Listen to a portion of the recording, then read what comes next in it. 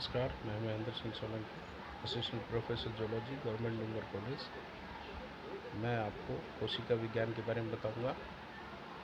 कोशिका विज्ञान विज्ञान की वह शाखा जिसके अंतर्गत हम कोशिकाओं का अध्ययन करते हैं। विभिन्न प्रकार की कोशिकाओं की शारीरिक संरचना, कार्यों का अध्ययन करते हैं, उसे हम साइटोलॉजी कहते हैं। साइटोलॉजी में कोशिका जीवन की सबसे छोटी एवं क्रियात्मक संरचनात्मक इकाई होती है। इस शब्द का सर्वप्रथम प्रयोग रॉबर्ट हुक ने किया था। अगर कोशिका की बात करें तो कोशिका कई प्रकार की होती है, छोटी, बड़ी, लंबी।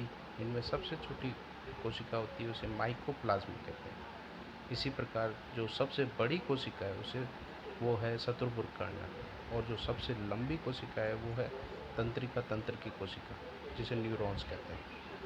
सेल थ्योरी, सबसे पहले स्लेडन और स्वान नाम के दो वैज्ञानिक थे जिन्होंने सेल थ्योरी यानी कोशिका विज्ञान का जो नियम है या जो थ्योरी है उसको प्रतिपादित किया।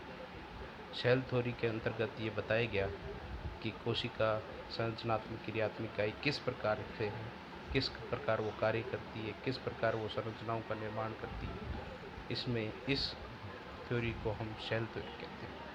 अगर कोशिका की बात करें तो कोशिका दो प्रकार की, जीव जगत में दो प्रकार की कोशिकाएं पाई जाती है, प्रोकैरियोटिक एंड यूकैरियोटिक कोशिका। प्रोकैरियोटिक कोशिका जैसे नाम से पता है, प्रो कैरियोटिक, कैरियन मतलब न्यूक्लियस। ऐसी कोशिका जिसमें प्राचीन प्रकार का न्यूक्लियस पाया जाता है, केंद्रक पाया जाता है, यानी इसमें केंद्रक लगभग अनुपस्थित होता है परंतु आनुवांशिक पदार्थ उपस्थित होता है। जबकि यूकैरियोटिक, क्योंकि ये यू शब्द का मतलब होता है विकसित होना, ऐसी कोशिका जिसमें पूर्ण विकसित प्रकार का न्यूक्लियस पाया जाता है और आनुवांशिक पदार्थ भी पाया जाता है, ऐसी कोशिका यूकैरियोटिक कोशिका है। अगर प्रोकैरियोटिक कोशिका की अंतरों की बात करें तो प्रोकैरियोटिक कोशिका के आनुवांशिक पदार्थ में हिस्टोन प्रोटीन अनुपस्थित हो, जबकि यूकैरियोटिक कोशिका में हिस्टोन प्रोटीन पाया जाता है। इसी प्रकार से कुछ अंतर और है, जैसे राइबोसोम 70S प्रकार का होता है, यूकैरियोटिक कोशिका में 80S प्रकार का होता है। इसमें प्रोकैरियोटिक कोशिका में लाइसोसोम एब्सेंट होता है, जबकि यूकैरियोटिक कोशिका में लाइसोसोम प्रेजेंट होता है। प्रोकैरियोटिक कोशिका में सिंगल स्टैंडर्ड डीएनए भी हो सकता है, जबकि यूकैरियोटिक कोशिका में केवल डबल स्टैंडर्ड डीएनए होता है। इसी प्रकार के कुछ अंतर इसमें पाए जाते हैं। अब आगे हम बात करें साइटोलॉजी से जुड़ी हुई कुछ महत्वपूर्ण खोजों के बारे में बात करें तो न्यूक्लियस यानी केंद्रक की खोज सर्वप्रथम रॉबर्ट ब्राउन ने करी। प्रोटोप्लाज्म की खोज कार्टी और डुजार्डिन ने, दो वैज्ञानिक थे जिन्होंने की। जीव द्रव्य का सिद्धांत शुल्ज नामक वैज्ञानिक ने दिया। इसी प्रकार गोल्जी अपरेटस की कैमिलो गोल्जी ने, क्रोमोसोम की वॉल्डेर ने, राइबोसोम की पेलेडे ने, लाइसोसोम की डी डुए ने, माइटोकॉन्ड्रिया की सी बेंडा ने। जीन शब्द का उपयोग सबसे पहले जॉनसन ने किया। जंपिंग जीन की खोज मैकक्लिंटॉफ ने करी। इसी प्रकार हमारे भारत के वैज्ञानिक डॉक्टर हरगोविंद खुराना ने सबसे पहले जेनेटिक के कोड की खोज की, जिसके बाद शायद मेंडल के नियमों को समझना आसान हुआ। इसी प्रकार आनुवांशिक कारकों को, आनुवांशिक लक्षणों के आदान प्रदान को समझना संभव हो सका। अगर हम कोशिकाओं की बात करें जो कोशिकाओं में पाए जाते हैं, प्लांट कोशिका में सबसे बाहर की तरफ कोशिका भित्ति पाई जाती है, जबकि एनिमल सेल्स में सबसे बाहर कोशिका झिल्ली पाई जाती है, सेल मेम्ब्रेन पाई जाती है, जो कि डबल लेयर है, एक तरह से द्विपरतीय संरचना होती है। इसी प्रकार कुछ और ऑर्गेनेल्स जो पाए जाते हैं, जिसमें है माइटोकॉन्ड्रिया, जिसकी खोज सर्वप्रथम ऑल्टमैन ने की थी और उसका नाम जो माइटोकॉन्ड्रिया सी बेंडा नामक वैज्ञानिक ने दिया था।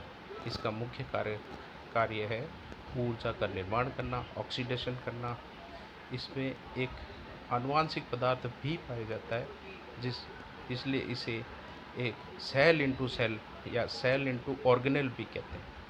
ये ऑक्सीडेशन की क्रिया के द्वारा एडीपी एटीपी का निर्माण करता है। एक कोशिका के मध्य में एक गोलाकार संरचना पाई जाती है, जो कि उस कोशिका के महत्वपूर्ण अंग जिसे कि हम कहते हैं आनुवांशिक पदार्थ को घेरे रहती है या उसको संरक्षित करती है।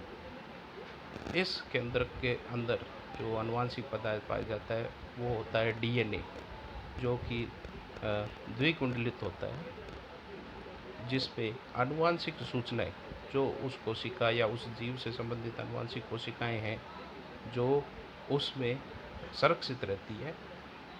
ये आनुवांशिक पदार्थ विभाजन परिस्थिति में या विभाजन के समय गुणसूत्र में बदल जाते हैं और ये गुणसूत्र एक पीढ़ी से दूसरी पीढ़ी आनुवांशिक लक्षणों को ले जाने का कार्य करते हैं। इसी प्रकार राइबोसोम है, 2 प्रकार के राइबोसोम पाए जाते हैं, 70S और 80S।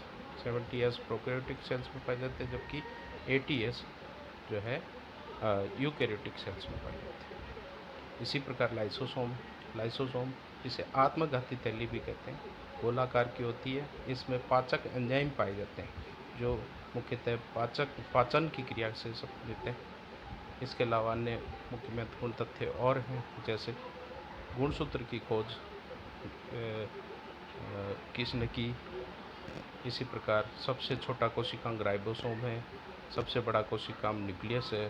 तंत्रिका कोशिकाओं में की आयु उन सेल्स की जो नर्व सेल्स है उसकी आयु सबसे ज़्यादा होती है। अस्थि कोशिकाएं 18 से 20 वर्ष तक होती है। इसी प्रकार chemical composition of the cell यानी रासायनिक संगठन क्या है, कोशिका में 80% तक जल पाया जाता है, इनऑर्गेनिक साल्ट्स पाए जाते हैं, कार्बोहाइड्रेट, लिपिड्स, प्रोटीन तो 12% तक होता है, न्यूक्लिक एसिड 2% तक।